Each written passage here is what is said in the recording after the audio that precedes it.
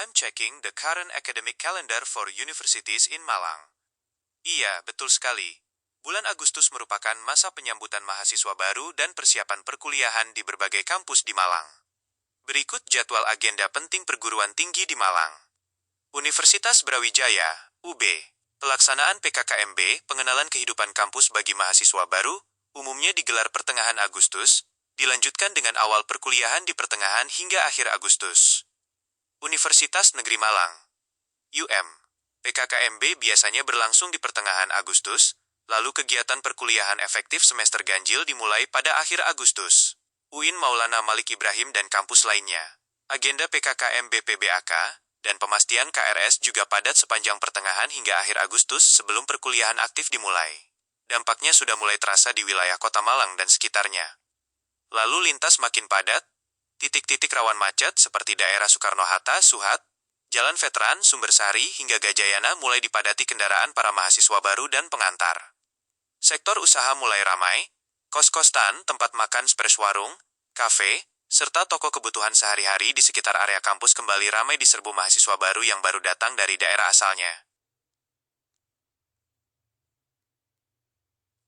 Mahasiswa baru, maba, kerap menghadapi beberapa kendala umum saat memasuki fase awal perkuliahan, terutama karena perubahan pola belajar dan lingkungan sosial. Manajemen waktu yang kurang teratur, perubahan dari jadwal sekolah yang kaku ke jadwal kuliah yang fleksibel seringkali membuat maba keliru mengira waktu luang sebagai waktu bebas. Akibatnya, tugas sering dikerjakan menjelang batas waktu, procrastination. Adaptasi metode belajar, self-regulated learning. Pembelajaran di perguruan tinggi menuntut kemandirian penuh dalam mencari referensi dan memahami materi. Maba sering kaget karena dosen tidak lagi mendikte atau mengingatkan tugas seperti guru di sekolah.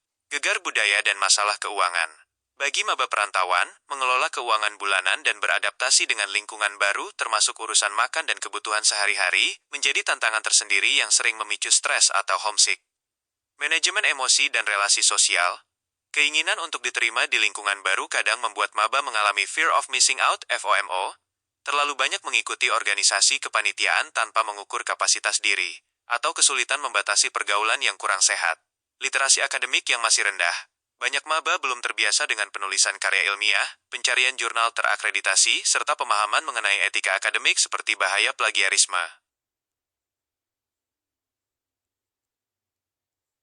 Mengenai literasi akademik, kelemahan utama mahasiswa baru meliputi ketergantungan pada sumber populer. Masih terbiasa mengandalkan blog, Wikipedia, atau artikel berita populer sebagai acuan, serta belum terampil mencari dan menyeleksi jurnal ilmiah terakreditasi, Google Scholar, Scopus, DLL. Keterampilan membaca kritis yang rendah.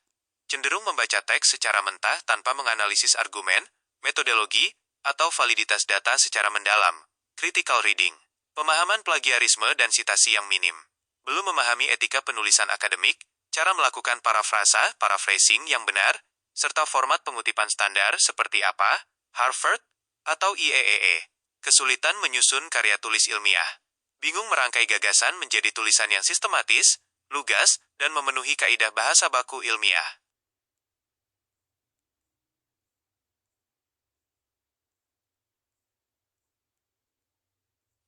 Membangun literasi akademik itu mirip seperti membentuk otot. Makin awal dicicil, makin ringan bebanmu saat harus bikin skripsi atau jurnal di semester akhir. Agar tidak kaget, berikut kebiasaan dan langkah praktis yang bisa kamu pupuk sejak dini. 1. Rutin membaca jurnal ilmiah, bukan cuma buku teks. Cicilan. Targetkan membaca minimal 1 jurnal akademik per minggu yang sesuai dengan topik minatmu. Terapkan skimming efektif. Jangan baca dari kata pertama sampai akhir. Mulailah dari abstrak, untuk paham gambaran umum, kesimpulan, untuk tahu hasilnya, baru masuk ke pendahuluan dan metode jika topiknya relevan. 2. Kuasai alat bantu, tools. Sejak semester awal, Reference Manager. Langsung pasang dan pelajari software sitasi seperti Mendeley, Zotero, atau EndNote sekarang. Jangan mengetik daftar pustaka secara manual. Setiap menemukan artikel bagus, langsung simpan ke dalam pustaka digitalmu. Pencarian terstruktur.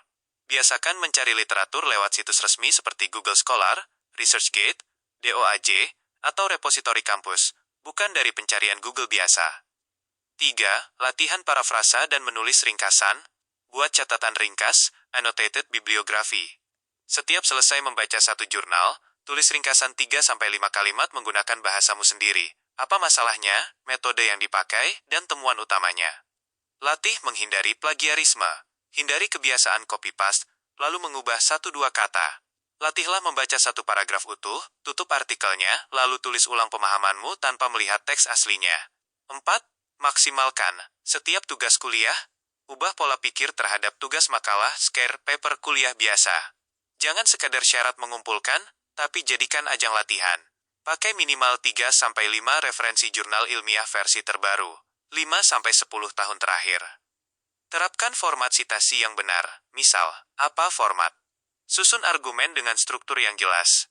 Pernyataan, claim, write taruh bukti data grace journal, evidence, write taruh analisis, reasoning. 5. Ikuti diskusi akademik dan kelompok studi. Bergabunglah dengan kelompok diskusi dosen, asisten laboratorium, atau organisasi penalaran, penelitian mahasiswa. Sering mendengarkan dan mendiskusikan gagasan ilmiah akan melatih kemampuanmu dalam berpikir kritis, critical thinking, dan menyusun alur pikir yang logis.